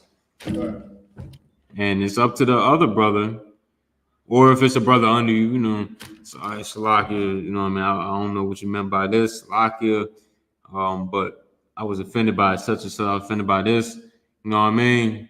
It's things you can do, and then he can hear you like, oh no, Salakia, sir, my bad if I offended you, or Salakia, I didn't mean to offend you, it wasn't my intention to do so, my bad, Salakia, and and then he hears you, and you go on with it, nothing happened then. Nothing, that whole thing doesn't exist anymore, so we can't bring it up in your head anymore about, oh, he did this or that to me. Like, it doesn't exist no more if he heard you. And if you don't bring it up to him, if you don't bring it to him, if you don't go man to man with him, one to another with that brother, like Christ called us to do, then the whole situation does not exist. It didn't happen because you didn't bring it up to your brother. You know what I mean? That's why, just do it. That's part of being a man too. You gotta go to your brother and tell him the transgression. And if he doesn't hear it, then you're in danger of the council. You gotta go to council and work it out. You know what I'm saying? And then it gets worked out in the council. If it don't, then it goes before the nation. It goes before the nation. He still don't hear it, and he gets tossed out. He's exiled. He's a damn heathen before our sight. Right. You know what I'm saying? That's how that go. Now, yeah, Slaga. Now, can I get Slaga, Luke 60, Slaga, Luke 6:31, if I could, Slaga. You know what I mean? This is brotherhood class. We're going over some things on how to keep brotherhood alive, how to make sure brotherhood doesn't die in the earth between Black and Hispanic and Native American men, women, and children. How we can keep our families afloat without us having beef with each other. This is why we have so much beef and problems with each other, because we don't know how to love one another. Right. We don't know what it is to love one another. We think loving each other is giving us a deal on some weed we selling. You know what I'm saying? Giving us a deal on some vape pen we selling. You know what I mean? Giving us a deal on whatever drug, whatever poison you're trying to give to your brother or your sister. You know what I mean? That is not brotherhood, but we think it is because you're giving them, all right, you need this bad, okay, give me this and I get that. What else? What up? Like ripping each other off, cheating each other, lying to one another. We killing each other, doing the white man's job for him. That's not loving one another. That's all that's going on in our communities. And no one's speaking out no one's speaking out against this whole thing. Like, Is your imam in the Muslim mosque speaking about black men killing each other by the masses in America? Yes or no?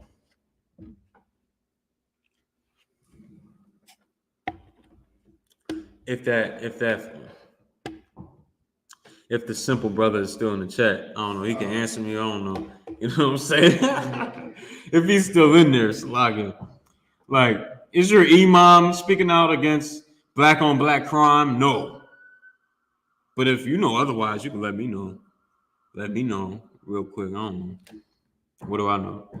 He doesn't know. They don't speak out against our cause. Are they speaking out against the drugs that they allow us to sell to each other in the communities, in the black neighborhoods and all that? No. Do they speak on the abduction of our black babies in America today? Every week I see a new post about our children being kidnapped in America. Every week on Facebook I see it. You know what I'm saying? It's disgusting. You know what I'm saying? But I bet you imam, this is what I think, me personally. What do I think, right? What do I know? But me personally, I think your imam doesn't give a damn about that. I don't think your imam doesn't care that we are suffering and we being kidnapped and we being slowly cooked in the oven here in America, man. Right. Like that's what I think about your imam. I don't think he give a damn about you sitting in there and putting on that damn dress, putting on the damn kufi. I don't think he cares about you being in there trying to learn his religion. You'll always be a second-class citizen in Islam as long as you in there. You know what I mean? Why would you want to be that? Don't you want power?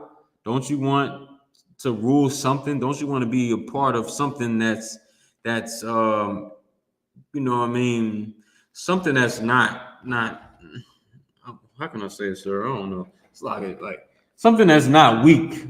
Right. Like you being a second-class citizen in Islam is not an eyebrow raiser to you. Like, come on, come on.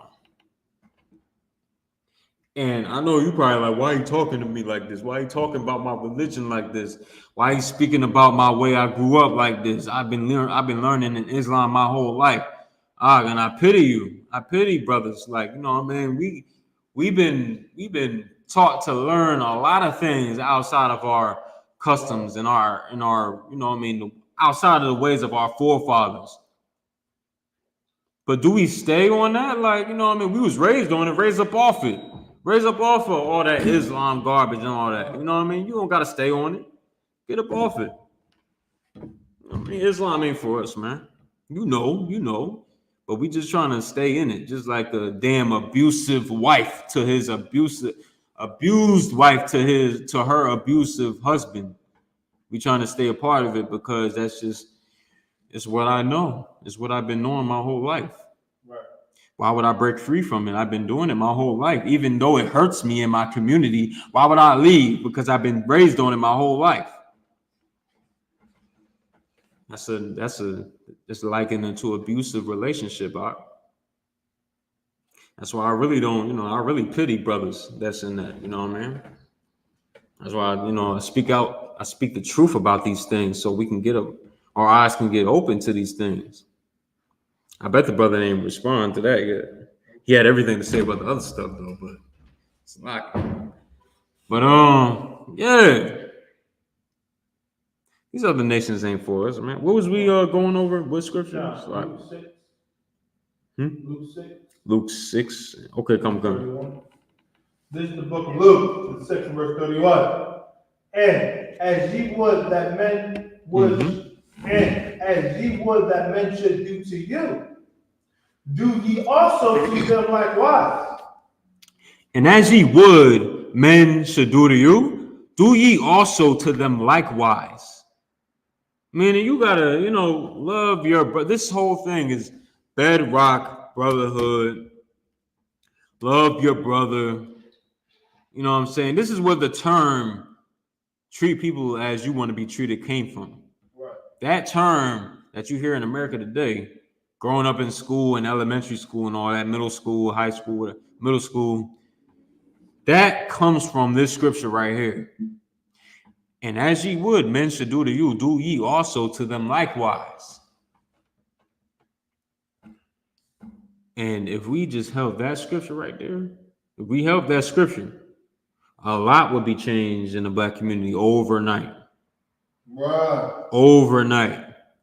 We think we think fixing the black community is like it's a hard working job. It's a rocket science experiment. It's a damn project that we have to really study and do all this extra nonsense for, when it's simple as this.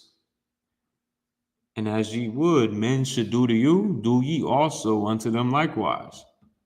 Don't treat a brother how you wouldn't want to be treated. If you know what I'm saying, like I wouldn't talk about a brother behind his back in a way where, you know, it shames him or whatever. It seemed like you shaming him. I wouldn't talk about him behind his back like that to, you know, other brothers. I wouldn't do it. I wouldn't do it. Why? Because it's unbrotherly. It's, you know what I mean? It's not what we're supposed to do. I wouldn't go ahead and, you know, do all the other things that we do in America that's against our brothers, that's against our brotherhood. We hurting enough in America, aren't we? Like we suffering enough. We suffer enough here in America already. Why do we want to add on to the destruction, add on to the pain, put more salt in the wound? Why do we want to do that? We already dying, man. We already dying. We are the nation, our body as a nation, the body of Black and Hispanic Native American men as a whole, as a nation, is already bruised and abused. Why do we want to just, you know, just keep, you know, hitting, banging on the boom and making things worse? You know what I mean? Agitating the pain and all that by us hating each other. We're doing the job for our oppressor for him, man. Right. He wants us to hate each other. He wants us to unalive each other. He wants us to talk bad about each other, man. He wants us to, you know what I mean, to cause confusion amongst each other. When we can't do that. We can't do that. We must love each other. We must learn to forgive each other too. Learn to forgive each other, man. That's what we have to do. Can I get it's another scripture? John 15:12. Going up to 14. So my bad. So yeah, we have to do things like that. Do things out of the ordinary. It's not out of the ordinary to us in the UPK by a long shot. It ain't out of the ordinary to us, but do certain things that's probably out, you know, brothers in the world might look at it as something crazy, something you're insane for thinking like that. I ain't never seen nobody, you know what I mean, think like that and really stand on it and really perform it. You know what I'm saying? Really would do something like this. Right. Learn to do something like this. I don't know. You can read the scripture, sir. This is the book of John, chapter 15, verse 12. This is my commandment, that ye love one another as I have loved you. And this is written in red, correct? Correct, sir? Right. Christ saying, love one another as I've loved you. You know what I'm saying? Self-explanatory. Christ loved us. He corrected us when we was wrong. He made sure we was going on the right path. You know what I'm saying? He sacrificed a lot for us. Died on the cross for us as a nation. So we can have a second chance at this truth. And so we can have a second chance of ruling this earth. You know what I'm saying? I kind of gave it away. Go ahead, sir. Verse 13. Greater love hath no man than this, that a man lay down his life for his friends. No greater love hath a man than this, that a man lay down his life for his friends. In other words, his brothers. There's no greater love than that. And that's what we live by every day in the UPK. In the UPK, we live by that every single day. Right. There's no second thought about it. That we would put our life on the line for another brother in the truth. Is no second thought in my mind about laying my life down for Officer Ibadayah, officer of 1,000, Officer Ibadayah. You know what I'm saying? There's no thought in my mind because we live by the way Christ taught us to live, Right. which come from the Most High, which is brotherhood, loving each other as we loved ourselves. Right. You know what I'm saying? That's what we must uphold, and that's how we build strength in our men that come up in here, man. You know what I'm saying? That's how we supposed to be. Having our each other back. Make sure no harm gets done to one another, man. Make sure you lay down your life for a brother or take a life for your brother if need be. So like it. You know what I'm saying? This is what we must learn righteously. You know what I'm saying? Obviously, I ain't have to say that, but yeah. Right. That's what it is. Is there any more on that, sir? Like, come. Verse 14. Ye are my friends if ye do whatsoever I command you. ye are my friends if you do whatsoever I command you. Paraphrasing.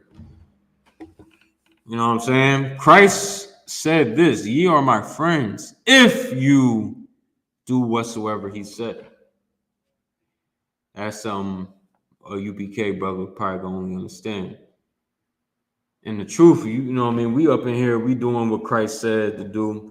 We living our day every day lives trying to be like Christ. Doing our best to be like Christ. You know what I'm saying? And what did it say that last part, Salaki? Ye are my friends if you do whatsoever I command you. If we do whatsoever he commanded us to do. If a brother goes off and and he breaks off from what Christ told him to do, because that's all we do in the UPK is what Christ told us to do. That's all we do. Brother breaks off and does something else outside of it, then, you know, are you really a friend? Are you really a brother? You broke off from the brotherhood. You broke off from the brotherhood that, you know what I mean, that was prescribed and ordained for the priests to be brought up in the earth again. And you know what I'm saying? This is the family where the priests get brought back up in the earth, and right. We leave it. It's like, was you really a brother? Right. Salaki. That's a rough one. Salaki. So let's get Matthew 18 and 21 if I could. Salaki. Right. You know what I mean? And living in America, we learn to, you know, have spite, have, you know, evil eyes towards our brothers, towards Black and Hispanic men. You know what I mean? You end up hating Black and Hispanic men and all that. You know what I'm saying? Shout out to y'all in the chat that's tuning in on Bigo. Shout out to y'all. You know what I mean? Appreciate y'all tuning in. In America, though, we taught to have an evil eye towards one another. We taught to, you know, really hate each other, really dog each other out. And then we, you know, on another hand, you know, I mean, when someone does that to us, it makes it even worse when we don't learn to have compassion and, I mean, forgive a brother for what he did. What? I mean, have some forgiveness for what somebody might have done to you. You know what I mean? This is one of the things that happens to us. And I want to read this scripture here right now, if you could, sir. This is the book of Matthew, so 18 verse 21. Then came Peter to him and said, Lord, how oft shall my brother sin against me and I forgive him? So Peter, so like I said, my bad. So Peter came to Christ and was asking, Salaki, my Lord, how do we, like, you know what I mean? How many times can a brother come and offend me or commit sin against me and I forgive him? How many times, sir? Like, you know what I'm saying? My Lord, Salaki. And what was it, Salaki? Till 7 times? Peter, like, until 7 times? Like, do I get, you know what I mean? Do I let him rock 7 times? Basically, do I let him sin against me 7 times before I, stop forgiving him? This is what Christ had to say. Verse 22. Jesus saith unto him, I say not unto thee until 7 times, but unto 70 times 7. Christ said, I say not unto you until 7 times, but until 70 times 7. Meaning this, always forgive your brothers. Right. Always forgive your Right. brothers. Forever forgive your brothers. Right. That's what that means. You know what I mean? And that's just Christ giving us tools to know how to maneuver in this place, to know how to forgive, to have some type of compassion for one another in this hellhole called America while we still here. Right. While America's still thriving and alive and blood is running warm in America's veins. While we still here, Christ gave us the tools on how to survive. And the main thing was brotherhood. We must keep the brotherhood. You hate your brother, you're soft. You hate your brother, you're weak. You hate your brother, you need to examine yourself. And the brother's sitting back right now, well, I know I don't hate my brothers. I don't know. But you give paraphernalia to your brothers. You give paraphernalia to your brothers, right or wrong. If a brother don't got a lighter, you assist him with the lighter, right? And have him light up whatever abomination he has to light up, right? You help him, you assist him with that, right? You hate your brother. You wouldn't want to share with your brother, right? Because time's rough out here, man. Get it how you live. Get it on your own, brother. Get it on your, you better work. Get to it. Get to it. I ain't sharing what I got with you because brothers are selfish today. Brothers are selfish in the wrong ways, in all the wrong ways. Right. You know what I'm saying? Let me see slide. Right. You know what I mean? Like, yeah, be selfish in all the wrong ways. Right. Only ways we should be selfish is if we selfish to these heathens out here. Right. If we want to be selfish, you better put the selfishness in the right direction. You better point it in precisely in the right direction. Right. Not towards your brother though. Your brother asking for something to eat. He asking for a couple quarters, and you deny him of the quarters. You deny him of the spare change. You doing that? That's what we doing. Do you really love your brother if you're doing that? Right. If we trying to hold on to the couple dollars we got because that brother, man, he need to get a job. That brother, he need to get up and go fill out some applications, some job applications. He ain't getting my money. No, it's $2. $2, nigga. Slocky. Right. Like, what do you? Come on. Like, this is what we must do. That's how you got selfishness in the wrong places. You should be selfish when it comes to these other nations that got their foot on your neck, man, and your people. Right. Like, we have to go to the white man's school systems. Right. We should be jealous on that, but like, nah, we should get our own school system. We want our own school system. We want our own public school system. We want our own public transportation. No, nah. You can keep SEPTA. Right. You keep New Jersey Transit, Salakia. Right. You keep New Jersey Transit. We want to have the Negro Transit or something. The Negro Transit. The Negrita Transit. You know what I'm saying? That's what we want. We want that. We don't want the, you know what I'm saying? You keep that, what you got. Why don't we do that? That's the right spirit of selfishness we can have. Like, Right. you know what I'm saying? Like, y'all can keep ShopRite. Y'all can keep Fresh Grocer and all that stuff. We got, the Johnson's grocery outlet. the Johnson family's grocery outlet. We got the Joneses butcher shop. You know what I'm saying? Stuff like that. Right. We got the Jones family vegetation site. Right. That's ways that's many of the ways that we can, have selfishness towards these other nations. That'll be righteous selfishness. Like the Lord made the spirit of selfishness for a reason, not for us to wield that selfishness on our own, but to wield it towards the right direction, Right. which is to these other nations.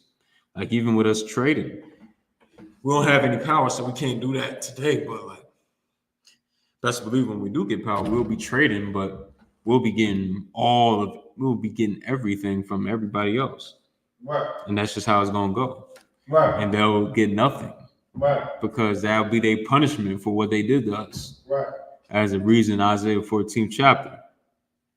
You know what I'm saying? This is what it is. Like the Bible is an extraordinary book.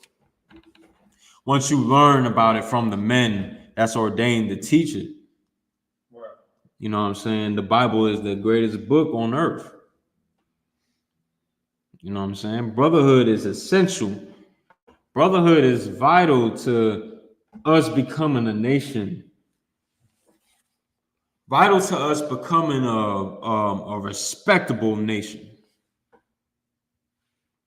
A nation where these other heathens look at us and be like, we need to, something that they got going on is like different, and we got to see what's going on over there because they are a wise people. Like it says in Deuteronomy. Right. You know what I'm saying?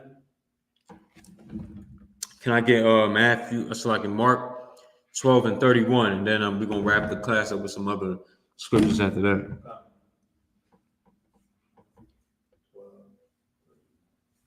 Damn, it's like, you know what I mean? Because this is what we need to do. Like, we don't know that, you know what I mean? We gotta love one another. Like this whole Bible is for that. The Christian church will flip it and say that love everybody, love thy neighbor means to love everybody, means to love all nations on the earth. The scripture doesn't say to love all nations on the earth. When it says love thy neighbor, it doesn't mean love a white neighbor that's living next to you today in America. Does not mean that at all. Can we get Mark chapter 12, verse 31? Come.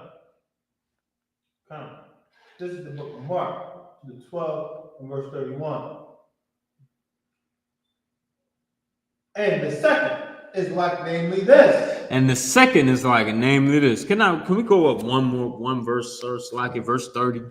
Verse Just 30. get some context. Like, And thou shalt love the Lord thy God with all thy heart. and thou shalt love the Lord thy God with all thine heart. That's what it says, sir? Come. And thou shalt love you want to say verse 29? No, 30. You got it. Okay. And thou shalt love the Lord thy God with all thy heart. Right. And with all thy soul. Right. And with all thy mind. That's right. And with all thy strength. Right. This is the first commandment. That's the first commandment. Love the Lord with all thy strength, all thy might. You know what I mean? All your strength. That's what you must do. That's the first commandment. And the second is like so. Go ahead, sir. You can read it. One. And the second is like, namely this. And the second is like, namely this. Try to break it down to you. Go ahead. Thou shalt love thy neighbor as thyself. Thou shalt love thy neighbor as thyself. Is there any more on that? There is none other commandment greater than these. There is no other commandment greater than these. Because all the law hangs on these two commandments. All the law hangs on these two commandments. You'll fix the black community overnight over these two commandments alone. And it says, love thy neighbor as thyself. Now, some Christians might say, well, I got a white neighbor. I got a Chinese neighbor. I got an African neighbor. I mean, so I guess I must love him, right? Wrong. No. The scriptures does not, go against itself. Does not, cut itself. Basically, like, there's no hypocrisy in the scriptures. Neighbor means your other fellow brother, another black man, another Hispanic man, another Native American man. You don't believe me? All right, no sweat. No sweat. Let's get into Leviticus 19 and 17. Just you can hold that, sir. So like, come, sir. Just to prove, like, some people that swear they not Christian. I'm not Christian. I ain't Christian, but neighbor is. I got a white neighbor. What that mean? I must love him based on what you just said.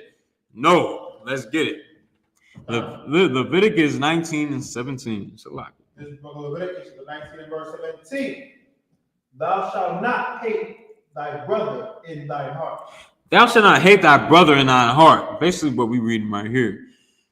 Don't hate your brother in your heart, having hate and evil eye towards your brother. You understand? Read. Salaki, sir. Thou shalt in any wise rebuke thy neighbor. Thou shalt in any wise rebuke thy neighbor. And not suffer sin upon him. And not suffer sin upon him. I mean, it's right there with brother in the sentence. Let's get some more. Verse 18. Thou shalt not avenge nor bear any grudge against the children of thy people. The children of thy people, meaning who? The Israelites. Thy brother, the neighbor that is speaking about in these verses right here. They're all one and the same. We're gonna clear it up right here though. But thou shalt love thy neighbor as thyself. But thou shalt love thy neighbor as thyself. So who is the neighbor? Read it from the top, sir. Thou shalt not hate thy brother. Thy who? Thou shalt not hate thy brother. Thy brother. That's your neighbor. That's your neighbor. Black, Hispanic man, Native American man. That's your neighbor, your brother. So if we go back to the verse to where we was at in the New Testament, Mark 12:31, it says what? This book of Mark, to the 12, verse 31. And the second is like, namely this: thou shalt not love thy neighbor as thyself. Thou shalt love thy neighbor as thyself. You must love another black man as you love yourself. You wouldn't cheat yourself. So why would you cheat your brother? You wouldn't line yourself up to get backstabbed. Why would you backstab your brother? You wouldn't want a man to sleep with your woman. Why would you sleep with another man, another brother's woman? All these things. Why would you do it? Because you love your neighbor, your brother, as yourself. You wouldn't do these things if you have these things stained in your head. These things stained in your head, and you know that we're supposed to love one another and not hate each other. We're supposed to make sure our kids grow up right and not be influenced by drug dealing, by us killing each other like it's normal in the streets of America, man, in all the ghettos, that we live in the barrios. You know what I'm saying? Like, we must not give the off guidance that we give to our children in America. Right. You know what I'm saying? Because they'll suffer just like we have suffered growing up. Wow. And then the cycle is just going to keep continuing, right? It's going to be a perpetual cycle of us killing each other, of us making sure that we don't do nothing so we rise as a nation. It's going to keep happening. That's why we must instill this in our mind. We must make sure this stays in our hearts, that we love our neighbor as we love ourselves. You understand? Because without that, you don't have brotherhood. With that, we don't have a nation. You understand? Without that, we don't have a nation. Right. Without that, these heathens wouldn't respect us at all. Last scripture, sir. Romans, so like not Romans. Deuteronomy 4 and 6. Last scripture, if I could. You know what I'm saying? We wouldn't be respected in America. This is the book. It's like we'll be looked at as a laughing stock in America. Nothing respectable, nothing that, you know, I mean, we will be looked at as some we need to, you know, the other nations need to behold and realize there's something different. Go ahead, sir, if you're good. This is the book of Deuteronomy, chapter 4 and verse 6. Keep therefore and do them, for this is your wisdom and your understanding. Keep therefore and do them. Sir. Keep therefore and do them. Do what? The law, statutes, and commandments of the Bible. We must keep them and do them. That's what doing them mean. Keeping the commandments. Doing what the Most High, what the Most High said to do. Can't eat shrimp, crab, pork, and lobster. Can't do it. Can't serve any gods before the Most High. That's the first law, I believe. You know what I'm saying? We can't hold and worship any God before the Most High. You know what I'm saying? We can't do these things. We can't celebrate any day that these other nations uphold as something special. Because why? The Lord said He separated us from these other nations. So why are we a part of their societies, meaning their way of life, the things that they think is special and wise to keep in their land while we in their captivity? The scriptures say what? Keep therefore and do them, for this is your wisdom and your understanding in the sight of the nations. It says, keep therefore and do them, the commandments. For this is thy what? Wisdom and your understanding in the sight of the nations. Wisdom and what, sir? And your understanding. And your understanding in the sight of the nations. This is your wisdom and understanding in the sight of the nation. They'll look at us like, man, they something different. And they'll respect us for it because we are on our own time. Not really our own time. We're on the Lord's time. We're doing what He said to do. Right. And in doing that, it makes us special. It makes us look otherworldly to these other nations because we're doing what the Most High said for us to do. You understand? So keep that in your head, brother. Keep that in your head, sis. You know what I'm saying? Black woman, it's like black man, black woman. This is what we must do. Love each other, not be against each other, not be confederates against each other, man. Right. What we will do, what we doing by voting in this country is doing nothing for the black community. We're going to see more deaths. We're going to see more unalivings. We're going to have our babies still being destroyed and killed in the abortion clinics. Even no matter who you vote for. Vote for Kamala all you want. We still going to get destroyed. We still going to be destroyed. Yeah. Vote for Trump. We still going to be destroyed. Still going to be civil unrest in America. Might escalate. You know what I mean? Like, do the right thing, man. Love your brother and your sister first. And that means not being a part of America. That means don't vote. Because what is it going to do for you? Don't vote. Don't vote. And vote and go ahead and vote. And I see you. I see you when the next president is in office because you voted for him, right? Because you voted for him. And we're just gonna see how your vote went. We're gonna see what you thought was wise to do. We're gonna see what the fruits of it bring, what the fruit brings out of it. You know what I'm saying? That's what we're gonna see. And we just gonna realize that you was a fool for voting. We're gonna realize you was a fool for being a part of these other nations. We're gonna realize you was a fool for not separating yourself. We're gonna realize you was a fool for not being holy to the Most High. And being separate from these other nations. and not being one with your own people and loving your own, having brotherhood with your own people. That's everything in this time, man. We in the last days. We in the last days. It's everything to love your brother, your people. You know what I mean? And it's everything to make sure we don't fall to the blinds, to the brainwashing of the white man, who is the devil the Bible speaks of. And with that, that's my time, Israel. All right. Shalom. Yahweh Shemel Shabbat. And Yahweh Shemel Shemel Shah to my brothers and sisters out there. You know what I'm saying? This is Priest and Officer 500 Mathumya out of I.S.U.P.K. So out of 1 West, 125th Street, Harlem, New York, on the commander during YAHANNA. You know what I mean? And that's my time, Israel. All right. Shalom. See y'all next time.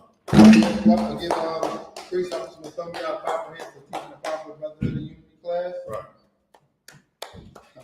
You know what I'm saying? I.S.U.P.K. security announcements. We are the Israelite School of Universal Practical Knowledge, started out of 1 West, 125th Street, Harlem, New York. Rule for new brother and sister. When a new brother or sister comes into the school, they are off limits for 6 months. They are to be saluted only. They are here to shut themselves of the world. They need transportation. The teacher will arrange it. After 6 months, if a brother or sister has an interest in a particular person, he or she must get permission from the head to speak to a brother or sister. There's another 6 months in which the brother and sister will court each other. After this month period, the brother and sister will get permission from the head to marry. Tithe, which is a commandment found in the book of Numbers 18 verse 21, the book of Malachi 3 verse 8 and 10. I.S.U.P.K means 10th in Hebrew. 10% of every penny in the increase the Lord gives you, give to the Treasury Department priest funds. People often for priests, not mandatory. Lesser or amount to a life upcoming holy convocations. It is the feast of dedication. HaKanukah fell on the 25th day of the 9th month by the space of 8 days. This year will be Wednesday, December 25th, 2024, for 8 days. Found in the book of 1 Maccabees 4, verses 52 through 61. Remind Akim and Akwaf Young to check the bulletin board in the hallway. If any brother wants to be a trooper in the school, start wearing a black boot, shirt, headband, scarf. With that, our modules means to stand. Just a man. Man of Israel, welcome to Mount Salute. Man of Israel, Mount Scott. Mount Bro. Yahweh Shemel Shabbat. At the top, you can down. Sorry. Turn to face sisters. Sisters, Sister Amandra. Sister Diamond Shabbat is your head bottom covered, your feet connected at a 45-degree angle, and your right hand collapsed over your left. And when we salute you, you salute us back. Now, Israel, we'll get the sisters, we'll go to salute. Now, Israel, Amandra Shabbat. Amandra. Bro. Yahweh Shemel Shabbat. At the top, you say it down, that's the